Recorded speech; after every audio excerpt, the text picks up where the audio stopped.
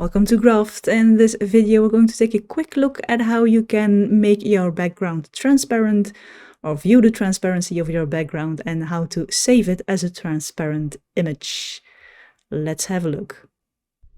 So in Adobe Illustrator, you can choose to view your artboard or actually your entire work area as transparent.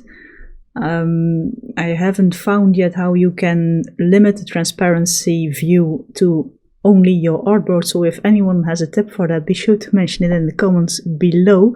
I haven't found it yet, but if you want to see the transparency grid, you can go to View and choose Show Transparency Grid.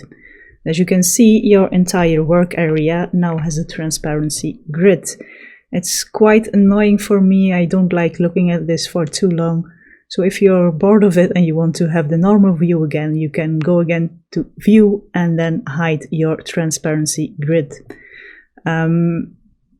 However, if you have just your artboard and you don't have a layer with color on it, so let's say you make a layer, a rectangle, same size of your artboard, and you give it a color, or even white, it doesn't matter, but I'll give it a color so you can see.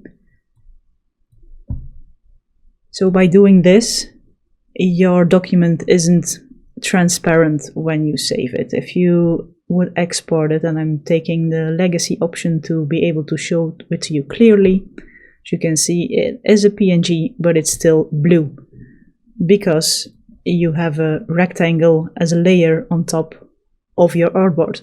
If you minimize that rectangle, or you delete it, but say you just want a tiny square in the middle somewhere, and if you then would export your document as a PNG, everything around the rectangle is transparent.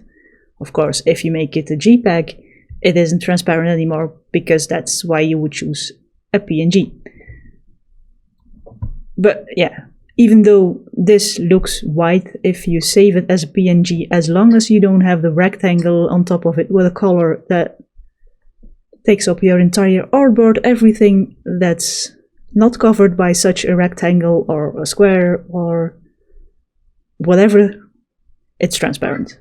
So that's the option for saving your documents transparent. And if you want to view this really annoying transparency grid, then you can do so by choosing it under View and Show Transparency Grid. So like that, you can see which part of your document setup will be transparent when you save it and which part won't. So that's it for this video. Be sure to let me know in the comments below if you like this and if you want to see more. If you have any questions, you can also ask them there. Be sure to also press that thumbs up button if you did like it, and maybe the subscribe button with the little bell icon if you want to see more. And I hope to see you in the next one.